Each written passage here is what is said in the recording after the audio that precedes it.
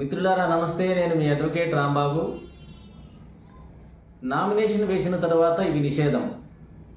ఓటర్లకు డబ్బు, మద్యం, బహుమతులు ఇవ్వడం అనేది రిప్రజెంటేషన్ ఆఫ్ పీపుల్స్ యాక్ట్ 1951 అనగా ప్రజా ప్రాతినిధ్య చట్టం 1951 ప్రకారంగా ఇది పెద్ద నేరం. ప్రజాస్వామ్యాన్ని దెబ్బతీసే పనిది. ఎందుకంటే ఓటర్లను ప్రలోభ పెట్టడం అనేది చట్టరీత్యా నేరం. కాబట్టి మిత్రులారా, ఎవరు కూడా ఓటర్లను డబ్బు రూపేణా కానీ, మద్యం రూపేణా కానీ, లేదా బహుమతుల రూపేణా కానీ ఓటర్లను ప్రలోభ పెట్టవద్దని ఈ సందర్భంగా నేను తెలియజేస్తున్నాను. అలా చేసిన వ్యక్తుల మీద విజిల్ యాప్ ద్వారా ఫిర్యాదు చేయవచ్చు.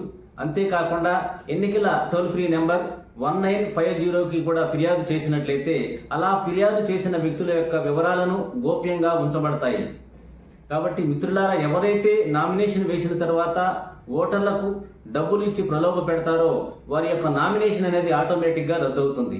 కాబట్టి మిత్రులారా, ఎవరు కూడా ఓటర్లను డబ్బులతో ప్రభావితం చేయవద్దని, అలాగే ఒక మంచి విద్యావంతులను, మంచి వ్యక్తులను ఎన్నుకుంటే మన గ్రామానికి, దేశానికి, రాష్ట్రానికి కూడా ఉపయోగపడతారని, అలాంటి వ్యక్తులను మాత్రమే మనం ఎన్నుకోవాలని ఈ సందర్భంగా నేను తెలియజేస్తున్నాను. ఇలాంటి లీగల్ విషయాల కోసం నన్ను ఫాలో అవ్వండి. ఎందుకంటే చట్టం సామాన్యునికి తెలియాలి. జై హింద్.